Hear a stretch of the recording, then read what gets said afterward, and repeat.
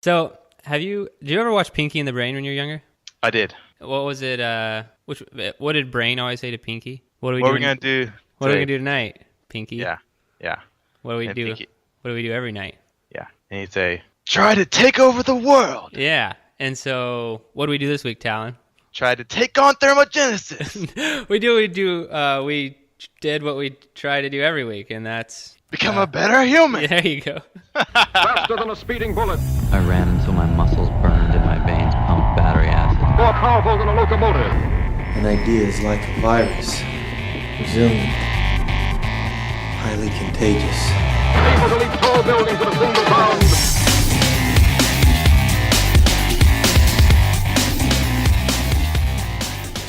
This episode is brought to you by betterhumanology.com, a free membership website brought to you by Inner3 Fitness. Head over to betterhumanology.com and claim your free membership and get instant access to training programs, audio lessons, mental toughness training, ebooks, and more. Do it. That makes for a good intro, right? Yeah. Perfect. All right, guys, we did Cold Thermogenesis this week, and I'll just read my little blurb about what this is. So thermogenesis is the process of heat production in mammals, and cold thermogenesis is heat production stimulated by exposure to cold. And so getting really cold, it activates what's called brown adipose tissue, or BAT, and it's primarily found around your collarbone, sternum, neck, and upper back, and it's a unique kind of fat that generates heat and burns regular white fat, or the adipose tissue around those areas, your stomach, butt, hips, and legs primarily. So that is the main thing Talon and I were after this week. We did cold thermogenesis. Cold thermogenesis has a ton of different benefits, but the main one that we were trying to find out if it could actually help you with fat loss or weight loss. And we've been doing it for 10 days, and now we're going to tell you a little bit about what we found. I'll spoiler alert it right up front. My results were epically disappointing, but Talon rocked it, and I think is mildly in love with cold thermogenesis. So Yeah, I loved it, but man, that I sure feel like an idiot doing this stuff. I know, and that's a good way to break into exactly what we did. So very basic experiment. And so cold thermogenesis 101 is simple as people like splashing cold water on their face and just trying to get a little bit colder for your pain tolerance or threshold. But then it gets way more advanced. Let's say cold thermogenesis 301, where there are dudes laying with blocks of ice on their chest for an hour to try and lower their body temperatures and really activate cold thermogenesis in their body. And so what we did was kind of in between, like what are we, like a 201, you think, Talon? Yeah. Yeah, I'd give it a 201. No blocks of ice. No blocks of ice. No blocks of ice. There was ice involved in the water. So what we did was we would drink 32 ounces of ice cold water, and we would take a cold and hot contrast shower for 5 minutes. 5 minutes total, cycling of 20 seconds cold and then 10 seconds of warm water. And then we would this is the ridiculous part, take a mile-long walk in the cold, only keeping your hands, feet, and head warm. And that is where I think we should start talking about how absolutely ridiculous it was to do that cold walk every day for 10 days. Yeah, I think there's some pictures of me somewhere in my get-up for those walks. Are we going to be able to post those? Most likely. We might have to find them and get them posted because they're pretty ridiculous. Yeah. Yeah, 2 beanies. I mean, the second one being a Russian, probably negative degree kind of grade cap, and then ski gloves and double pairs of socks with like nothing on, with like tank top and like little bitty running shorts. So yeah, it looked pretty ridiculous walking around outside in that. And what were the temps for you in the great San Antonio? It was low 20s throughout most of the days. The last couple of days until pretty much the last one I did, it was getting back up to the 30s, and so it wasn't quite as cold there at the end. But earlier on, it was pretty good It was a pretty good test. Yeah, and same for me. Temperature, well, actually a little bit warmer here, but I was at low 30s for most of my walk, so it was still really cold. I think it got 28 was the coldest temperature I walked in. So very similar for me. I wore ski gloves, and then I wore like summer attire, like a thin t-shirt and shorts.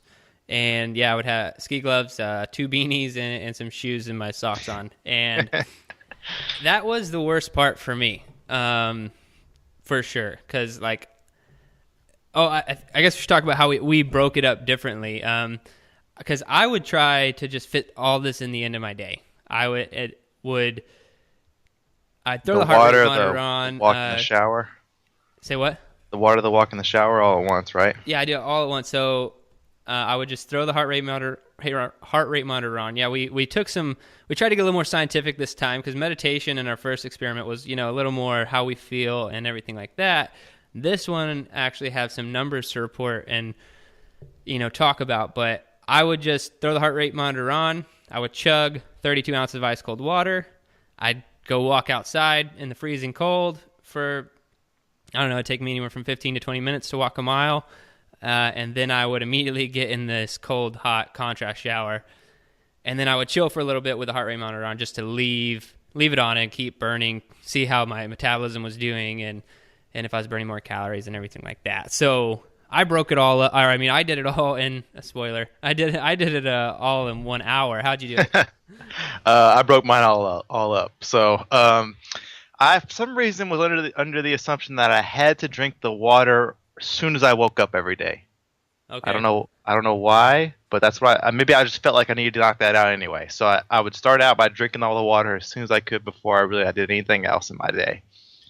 And that was very difficult at first.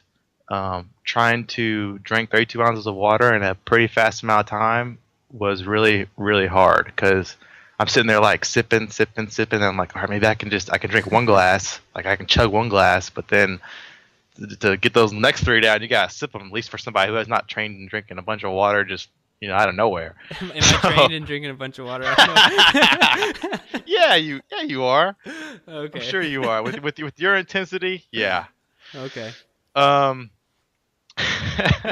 then so I would space out, when I would do the walk and the shower till later in the night. I would always do them, back to back, but it was always, maybe before going to sleep or something like that. So, so maybe that's partly why my results are a little different. I took and apparently that is the way to go, right? I mean, if we want to start reporting numbers and stuff, because geez, yeah. Where would you like me to start? We could just I don't want to bore people by getting too much into the numbers, but I definitely want to kind of just give maybe our baseline. So sure, yeah, let's do that. Yeah, we both did a baseline, of just kind of normalcy, and then we would wear the heart rate monitor all 10 days doing this cold stuff. So we had the baseline to compare it to, and so yeah, we can kind of go over those numbers real fast without, making people fall asleep. But I think it's important to know. I think it'd be good for people to kind of know our baseline. So I'll let you start with yours. Would you like me to start with the baseline and then tell you the comparison of what the number is in the cold right there, so you can see the numbers back to back? Yeah, I think that'd be helpful. Okay. Yeah. So regularly during a walk, my baseline number when I'm warm, my highest heart rate was 94 beats per minute, and my average was 89. So that compares in the cold on average in my walk, average heart rate of 105. So from 89 to 105. Okay. And from 94 is my highest to 124. So a bump of 30 beats per minute just for being cold during my walk instead of being run. Okay. I thought that was pretty significant. Yeah. And then during the shower, my average heart rate was 94 beats per minute. And my highest heart rate was 97. And this is interesting because during the shower, now the graphs, maybe we'll be able to show you the graphs later on, but looking at them was what makes it so interesting. Is the graph during the shower, showing my heart rate, it's pretty much like a small molehill. You get into the graph about for my shower, where I'm doing the cold, hot, alternating, and it looks like a stair step down. It's really interesting. So it seems my heart rate really spikes during those cold water 20-second periods.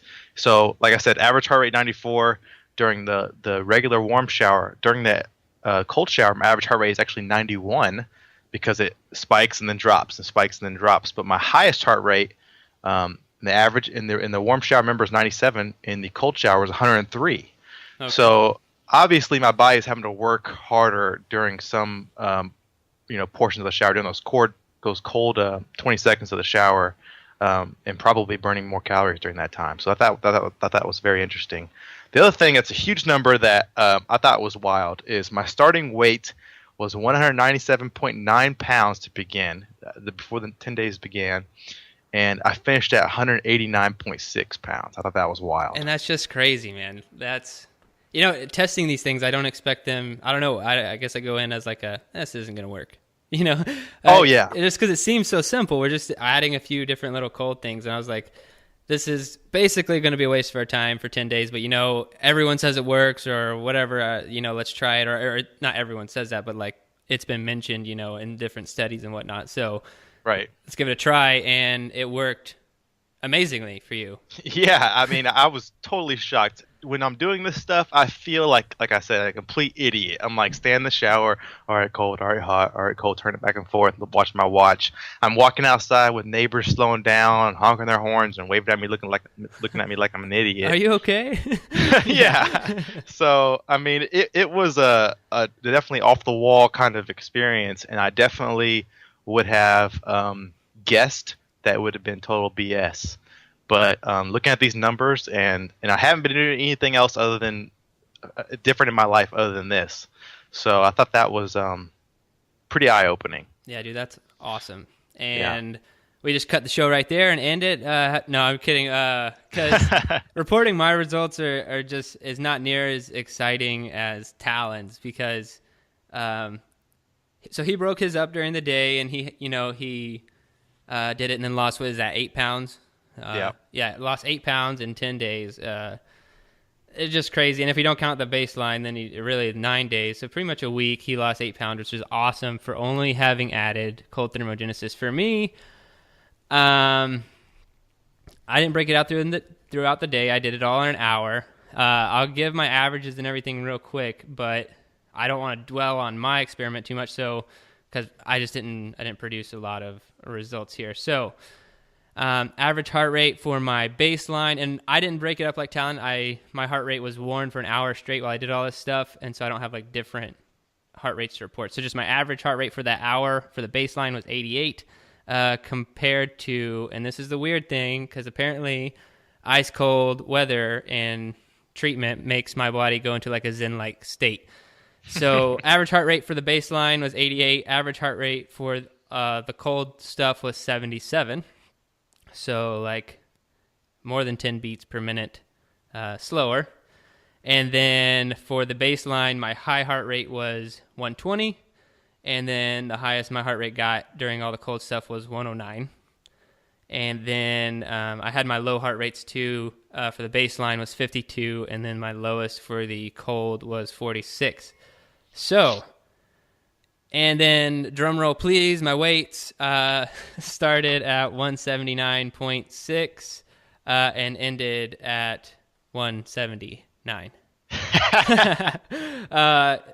So, Talon and I talked about this a little bit before the show on like, okay, why so, like, is it really the way that Talon did it versus the way that I did it that were the results? Or, and what I kind of landed on was I typically force my body to stay around like 190 pounds. And I say force because I don't think my body really wants to be 190 pounds, but I just work out a lot, eat a lot.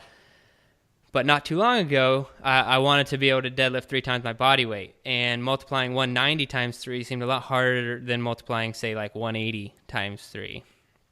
And so I lost 10 pounds intentionally like a month or two before this experiment. And so I'm already sitting a lot lower than normal. So I think... Yeah, so you've already pushed your body. Yeah, personally, because I lost that weight on purpose. And, I don't think my body, like, naturally, without any dieting or anything, I think my body would just kind of stay around where it's at this level. And so I don't think the cold had as much of an effect on me. And then also the other thing that we talked about, why my results are so much differently, is cold showers are already kind of a thing for me. Right. That's part of your life already. Yeah. I take them in a much, I don't know if you want to call it worse or better fashion. I do the cold for a lot longer, and I do longer contrast showers. So maybe my results are a little bit skewed, so I don't think that we need to spend a lot of time talking about my way, because I don't know.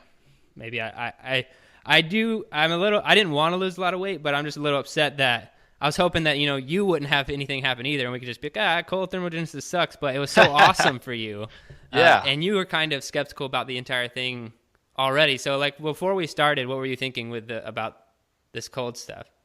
Oh, I thought it was gonna be total BS. Like, I really thought that, none of this stuff was gonna work. I mean, I figure, walking a mile is gonna help everybody burn a little bit more calories if they're not already walking a mile. If they're not already drinking, a good amount of water, then drinking more water might, help somebody out anyway. So those are some logical things that, but I'm already drinking quite a bit of water in my day, and I already walk quite a bit. So for me, I didn't think it'd be much of a change at all. I mean, really, probably 8 days into the experiment, I was ready to say, this is BS. This is dumb. Yeah. But when I looked at the data at the end, I mean, it just speaks for itself. It's just too strong to deny. I mean, I really, as stupid as I feel doing this, these type of exercises, I mean, I have to continue with these kind of results. I mean, for me, like you said, your body is around 190. For me, my body would like to probably sit around 185. So I probably won't lose a whole lot. It's just been, a transition period and trying to get better. So for me, I mean, I think this is, for anybody that's looking like maybe is like 15 pounds, a little bit over what they want to be, and they want to find something that maybe might be, maybe they're looking for a quick fix, and maybe there's all kinds of things out there that's like, hey, look, try this and you'll lose 10 pounds in 10 days or things like that. And not a lot of those are going to be healthy. This is something that I'm not really changing very much. I'm just drinking a little bit more water, and I'm a little bit colder throughout my day, or at least an hour during my day later on. So, I mean, it's not a whole lot to add to your day, and it's got huge results for somebody who's looking, maybe has just a few pounds extra on their body that they're looking to lose. I mean, at least for that one aspect, I thought it was fantastic. Yeah, and I completely agree, and I always have my eyes open or ears open to those, crazy claims of, lose 10 pounds in 10 days, and I'm like, well, what is this? What are we doing? And you really didn't change too much. For me, I didn't really like it because I was having to carve an entire hour out of the end of my day, but because I thought that being colder for a long period of time was going to really help that cold thermogenesis process. But the way you did it was so simple. Just all you added a glass of water, and then what does that take at the end of the day for the walk in the shower? Like 30 minutes or whatever? Yeah, it was about maybe 45 minutes. I mean, the whole time, transit time after finishing the shower, probably everything and done. That's crazy. So I mean, definitely something people could add to their daily routine if they wanted to. Yeah, just almost 8.5 pounds in 9 days. But I almost forgot. So I was just looking over the benefits. So obviously, Talon did have the whole lower body fat and weight loss. But so cold thermogenesis is supposed to do all sorts of things, from fixing thyroid functions, improving sleep quality, and all that stuff. But the one thing it's also supposed to do is enhance immune function. And let's see, the day after we started, it was the second day into actually doing the cold stuff. Emily is like, I think I'm getting sick. I think both kids are sick too. And I'm like, oh crap, and because I mean, if you have young kids, like it's near impossible. You can't stay away from them. Like their snot and everything else is going to get on you at some point. So the chance of you not getting it pretty low. And I was like, well, great. I decided to start this cold experiment where I'm going to be walking outside with nothing but a beanie and some gloves, a t-shirt, and shorts in 30-degree weather, and this is fantastic. But I wasn't going to abandon the experiment. I was asking to get sick. Yeah, I was like, if I'm going to get sick, though, maybe we postpone it and reschedule or whatever. But the crazy thing is my entire family got sick, and they got pretty sick. My son actually ended up with like 102 fever at one point. Oh, wow. Yeah, it was pretty crazy. And I didn't get sick at all. Not even like the sniffles or anything. And Cold thermogenesis to the rescue! Yeah, cold thermogenesis. And the interesting thing is, like, you can't normally test immune function, and I can't 100% for certain say that cold thermogenesis is the reason I didn't get sick this week. There's so many factors, but I will say that Emily, my wife, in our household has the like bulletproof immune system. Like 9 times out of 10, if there's a sickness with the kids, I'm getting it and she's not. Like she rarely ever gets sick. She's super healthy, clean eating, everything, and I don't know. She just doesn't get sick that often, and she got pretty sick this time, and I flew under the radar. And I don't know if it's cold thermogenesis, but I know for a fact if my entire family starts to come down with it, and I can kind of see, I might just like get in a cold shower or something. It's worth a try again because I hate getting sick with a passion. So I'm sure most people do, but I don't know. I thought that was pretty interesting. Yeah, I mean, I think from now on, anytime my fiance sneezes, I'm going on a walk. and what if it's the summertime? Oh, you know what? That's a good point. Cold showers it is. Yeah, you're going to have to hop in the cold shower, man. That's one of the problems with living in Texas, I guess. How did you feel about the cold shower? I know that when we did the Mental Toughness Militia, was it a year or two ago now, you and I kind of went through it at the same time. You weren't a huge fan of the cold showers. How'd you like them in the contrast? Oh gosh, no. Yeah, when I started Mental Toughness Militia, my first thing I remember was reading that I need to take a cold shower, and trying to get my mind wrapped around the idea first of all, and then when I took it, when I first get in that shower and you feel that cold water, the first time you've done that, and maybe you haven't done that since you were a kid, it makes you feel like it's one of the worst things in the world. I mean, it's a terrible feeling to have that cold water on you and to force your body to stand there. Oh man, it feels awful. So, and I mean, for me that was really difficult. I actually journaled about that first time in the Mental Toughness Militia, so maybe we can throw that down, link it in the show notes or something like that. But because it was pretty ridiculous. It was hilarious because I thought I was probably dying for the first minute or two in that cold shower. It's pretty awful. So, yeah, so I kind of achened back to how I felt doing Mental Toughness Militia when I was doing this experiment. 20 seconds on and off. It's not near as bad as, I can't remember what it was. Was it 2 minutes or 5 minutes or something like that? But yeah, it increases each day. Yeah. Actually, I think.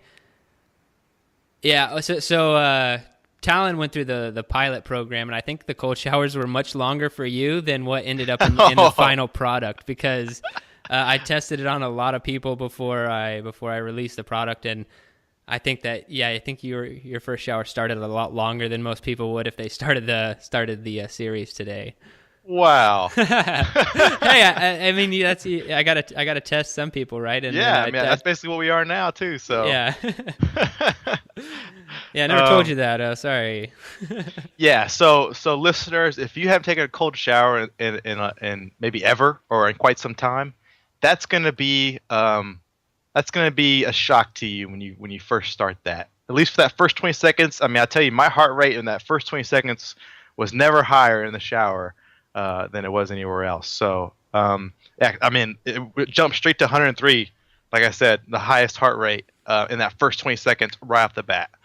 So that's something you can expect, because your body will be in a slight shock with that first 20 seconds, just feeling that cold water and letting it hit you. And it doesn't feel good at first, but I'll tell you, as time goes on, you're flipping back and forth, your body gets used to that, and by the time you get that last 20 seconds before the 5 minutes is up, you're able to take it, and you feel pretty good. I mean, you really don't even need to turn the hot water back on before you get out and dry off, because it's going to feel warm when you get out of the shower.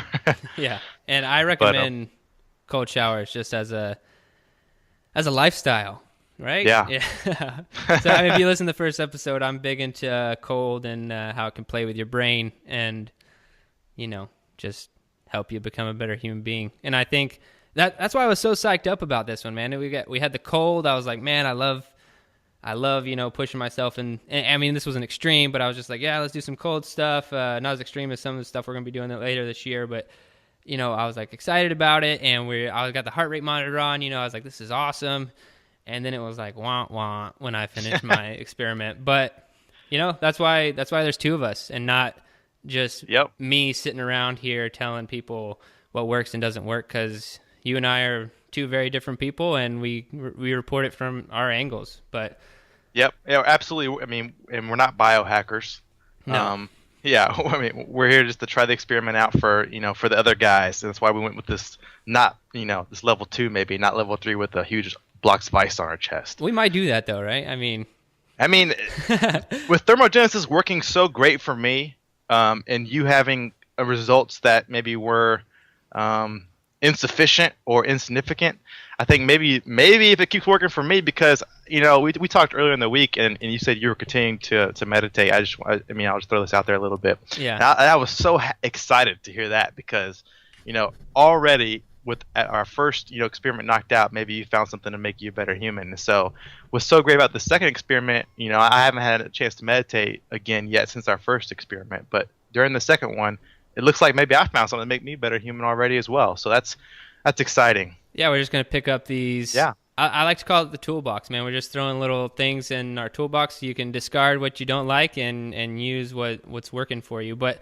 what I would be interested to do if we were to do another cold thermogenesis one, and maybe I'd go a little bit deeper and actually test my before and after body fat percentage.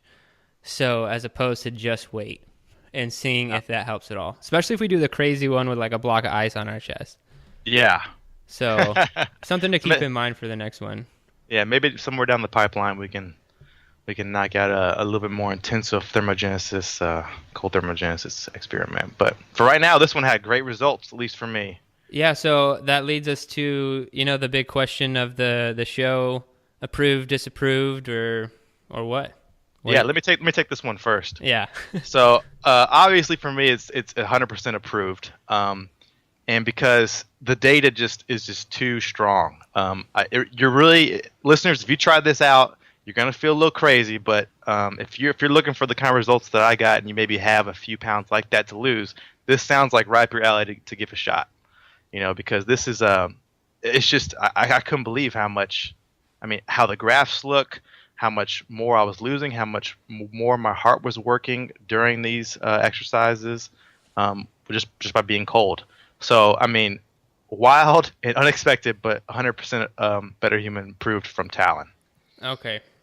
And I guess that leaves me. And, so there have been a lot of studies on cold thermogenesis. It's not like we picked this out of thin air. And I'll link to a lot of those studies in the show notes. So, it's true that your body works harder and it can burn that adipose tissue and all that stuff. And it worked great for you. And so I can't say it's like, I'm not going to say it's disapproved in the fact that it's like debunked, but just for me as like, so I was adding, I work out at 5 a.m. normally, or I'd say most of the days when I'm working out, it's 5 a.m. I wake up in the morning, I work out.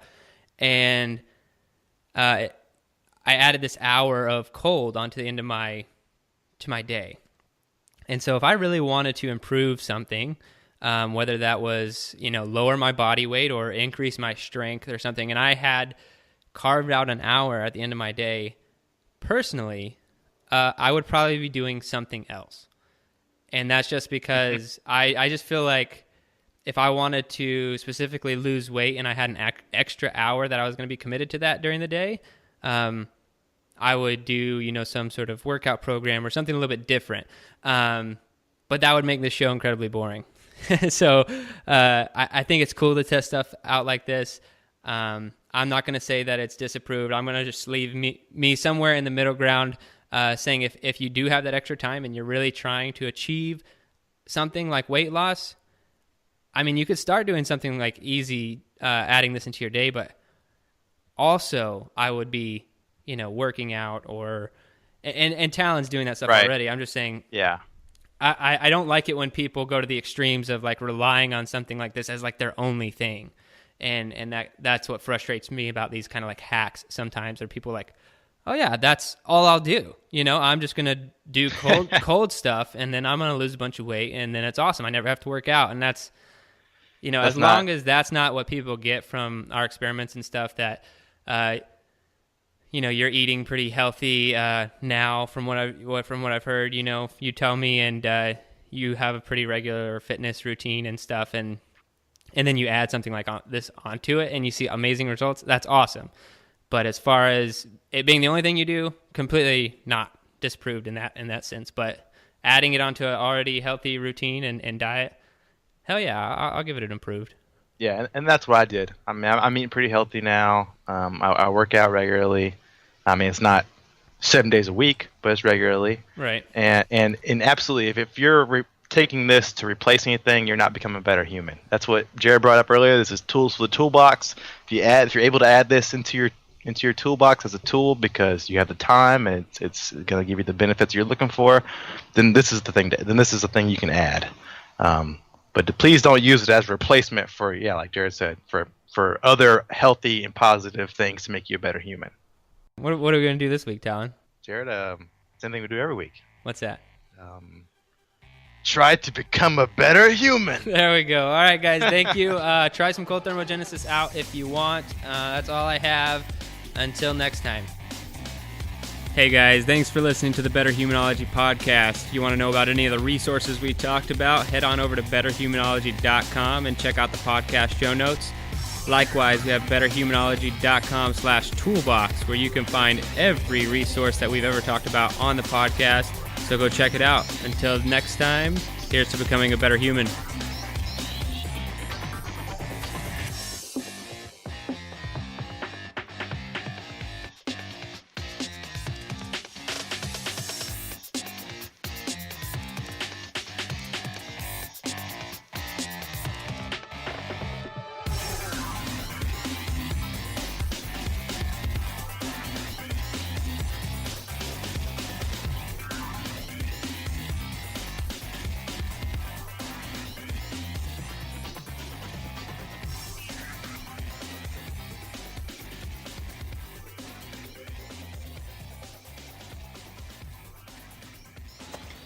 Your best. Losers always whine about their best.